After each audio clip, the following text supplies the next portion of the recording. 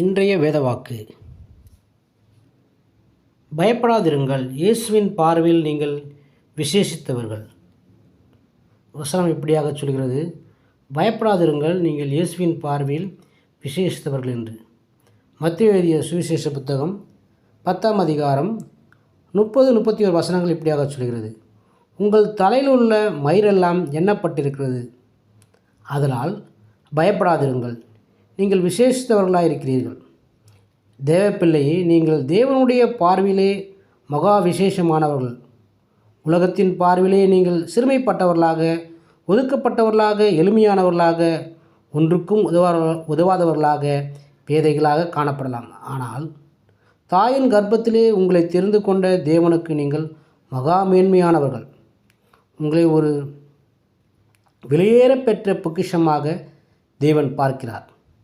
கர்த்தருடைய சகல சிருஷ்டிப்புகளை பார்க்கிலும் நீங்கள் விசேஷித்த ஒரு சிருஷ்டியாக சிருஷ்டிக்கப்பட்டிருக்கிறீர்கள்.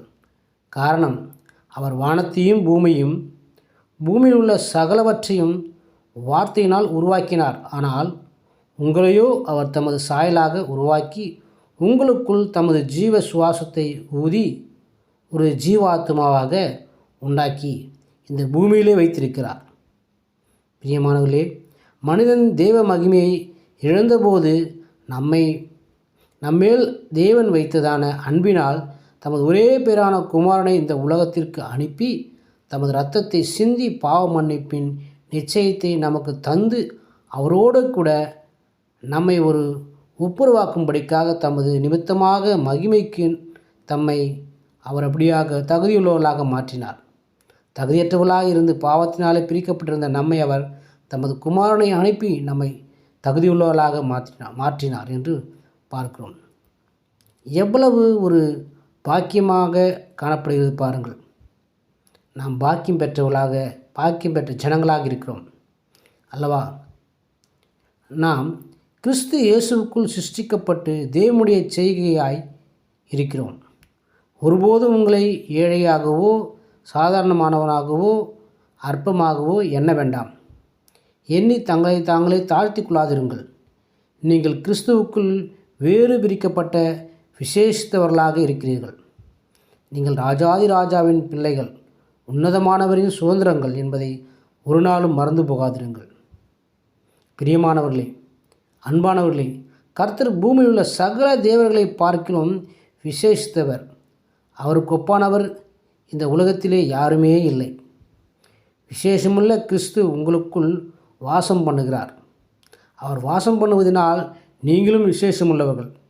அவர் உங்களுடைய மெய்ப்பராய் இருக்கிறபடினால் நீங்கள் ஒருபோதும் தாழ்ச்சி அடைவதில்லை, குறைவுபட்டு போவதும் இல்லை, தலை குனிந்து நடக்க வேண்டியதும் இல்லை, ஒடுங்கி போக வேண்டியதும் இல்லை. நீங்கள் தப்பாமல் கனி கொடுக்கிறவர்கள்.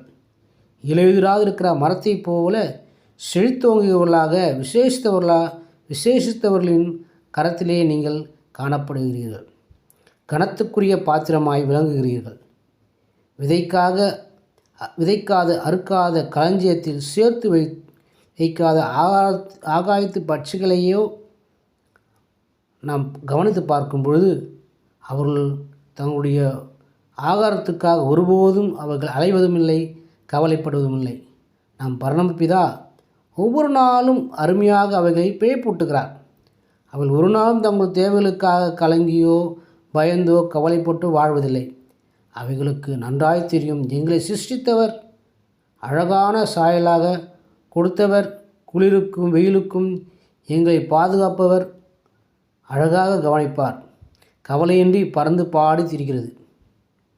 அப்படிப்பட்டதான பரமபிதாவை அல்லவோ நிச்சயமாய் எங்களையும் காப்பாற்றுவார் என்று நினைப்பூட்ட வேண்டியது அவசியமாக இருக்குது.